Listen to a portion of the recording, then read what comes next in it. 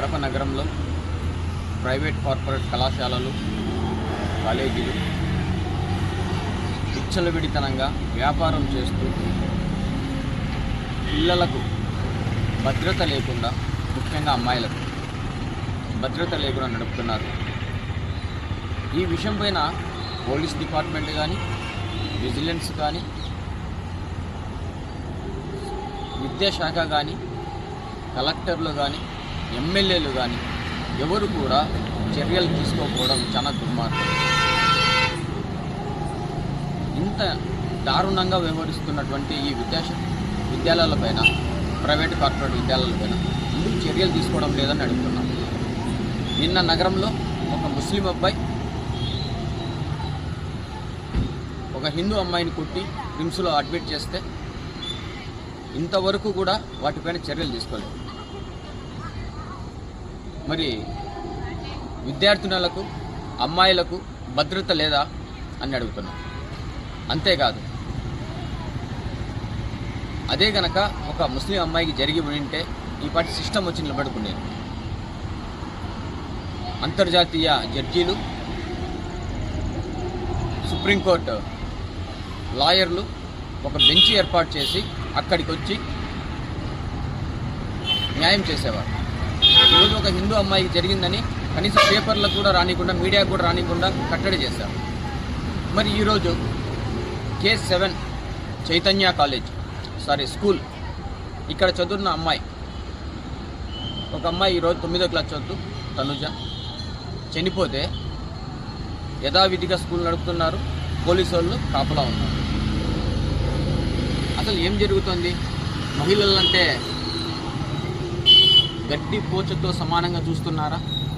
అసలు 9th class చదివే అమ్మాయి చనిపోవాల్సిన అవసరం ఏముంది? వాళ్ళ పేరెంట్స్ ఫోన్ చేసి కళ్ళు తిరుగుతున్నాయని చెప్పారంట. మరి కళ్ళు తిరిగే అమ్మాయి ఎలా చనిపోతుంది? అంటే ఈ స్కూళ్ళల్లోనే ఈ ఫ్యాకల్టీలే, ఈ టీచర్లుగా పనిచేస్తున్నటువంటి వారే ఏదో చేస్తున్నారు. బలవంతం చేస్తున్నారా, లేదని ఒత్తిడికి గురి చేస్తున్నారా? ఏం చేస్తున్నారో చేస్తున్నారు. లేకపోతే 14 సంవత్సరాల అమ్మాయి ఆత్మహత్య చేసుకునిందని మళ్ళీ తర్వాత ఫోన్ చేసి ఎలా చెప్తారండి? మీరు హాస్పిటల్కి తీసుకెళ్తామని చెప్పారు, కళ్ళు తిరుగుతున్నాయని చెప్పారు, మీరు చెప్పిన హాస్పిటల్కి తీసుకెళ్తామని చెప్పారు పేరెంట్స్కు, మరి తర్వాత చనిపోయిందని చెప్తున్నారు. ఎలా, ఏం జరుగుతోంది? అసలు విద్యాశాఖ ఏం చేస్తోంది? డిపార్ట్మెంట్ ఏం చేస్తోంది? ఈ కాలేజీలపై తనిఖీలు ఎందుకు చేయడం లేదు? స్కూళ్ళపైన, ప్రైవేటు కార్పొరేట్ స్కూళ్ళపైన ఎందుకు తనిఖీలు చేయడం లేదని విద్యాశాఖ మంత్రివర్యులు నారా లోకేష్ గారిని కూడా అడుగుతున్నాం. విద్యాశాఖ మంత్రివర్యులు నారా లోకేష్ గారు ప్రైవేట్ కార్పొరేట్ స్కూళ్ళల్లో దందాలతో పాటు హత్యలు కూడా జరుగుతున్నాయి. వీటికి సరైన సమాచారం విద్యాశాఖ అధికారులు చెప్పాలి, అలాగే ప్రభుత్వం బాధ్యత తీసుకోవాలి. మరి దీనిపైన విద్యార్థులకు భద్రత లేకుండా హాస్టళ్ళు నడిపి K7 అంట, ఇది రిమ్స్ రోడ్లో ఉంది. ఇట్లా ఎన్ని ఉన్నాయి? ఏ కాలేజీకి, స్కూల్కి మీరు పర్మిషన్ ఇచ్చారు? ఎన్ని కాలేజీలు పన్ను కడుతున్నారు? ఎన్ని కాలేజీలు మీరు స్కూళ్ళు పర్మిషన్స్ ఇచ్చారు? ఒక సంస్థకు ఒక పర్మిషనే కదా. వ్యాపారం చేయమని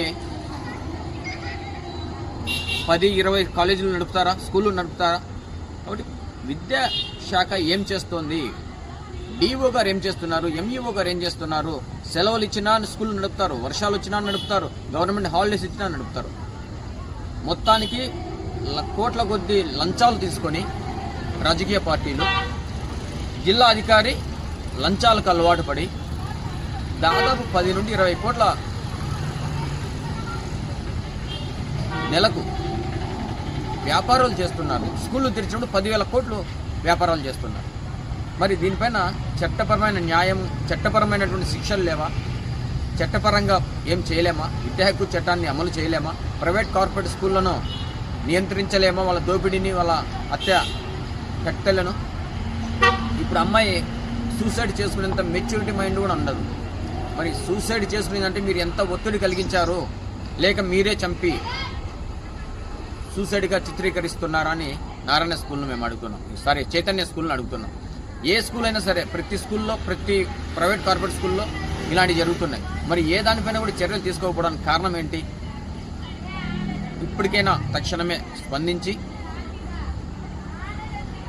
గవర్నమెంట్ స్పందించాలని, ఈ కడప నగరంలో ఎమ్మెల్యేలు కానీ, ఎస్పీ గారు కానీ, కలెక్టర్ కానీ, విద్యాశాఖ అధికారులు కానీ చర్యలు తీసుకొని తనిఖీలు నిర్వహించాలని, ఈ స్కూల్కు చైతన్య స్కూల్ని K7 గుర్తింపు రద్దు చేయాలని కూడా ఈ సందర్భంగా తెలియజేస్తున్నాం. లేదంటే ప్రజా ఉద్యమం ఖచ్చితంగా చేస్తామని చూస్తున్నాం. ఖచ్చితంగా ప్రజా ఉద్యమం చేస్తాం. విద్యార్థుల తల్లిదండ్రులకు ఇక్కడ భరోసా లేకుండా పోతోంది. కాబట్టి ఈ హాస్టళ్లలో నారాయణ, చైతన్య ఇలాంటి దాంట్లో పిల్లలను చేర్పించవద్దని తల్లిదండ్రులు వేడుకుంటున్నారు.